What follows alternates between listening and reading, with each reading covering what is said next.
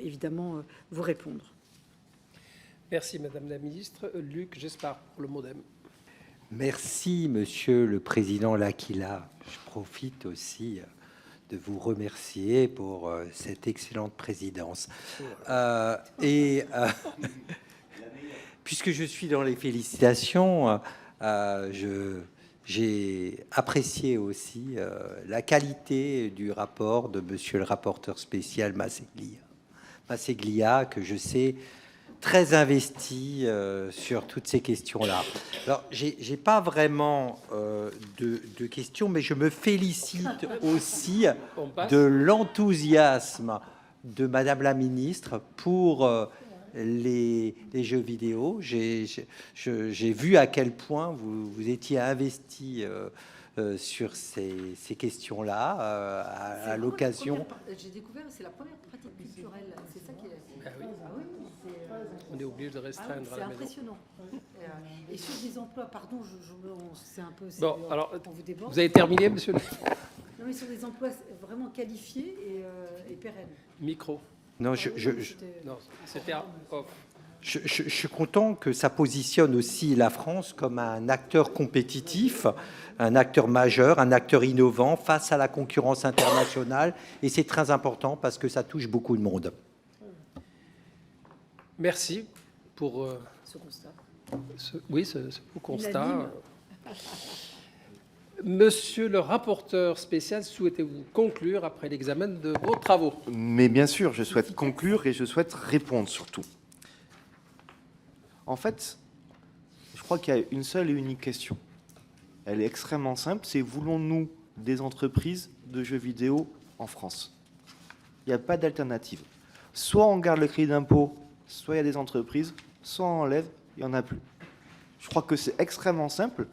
Le jeu vidéo a cette dualité, cette spécificité, c'est être un objet numérique, industriel, et un objet culturel. Développer un jeu vidéo en France, au Québec, à Taïwan, ça se fait sans aucun problème, et ce qui est important, c'est le coût de production. Lorsque le Canada a mis en place son dispositif, la plupart des salariés français sont partis au Canada. Lorsque la France a remis le dispositif, les entreprises ont commencé à se redévelopper en France. Vous parlez d'étude PIPAM. Elle est extrêmement simple. Elle dit, on prend un point de départ en 2016, on regarde les évolutions des effectifs en comparant la France qui a mis en place une évolution du crédit d'impôt jeux vidéo, je rappelle, passage de 20 à 30% d'une part, et dans un second temps, augmentation du plafond de 3 à 6 millions, avec des pays qui, eux, n'ont pas mis en place de dispositif, et ce, à l'échelle européenne, par exemple l'Espagne.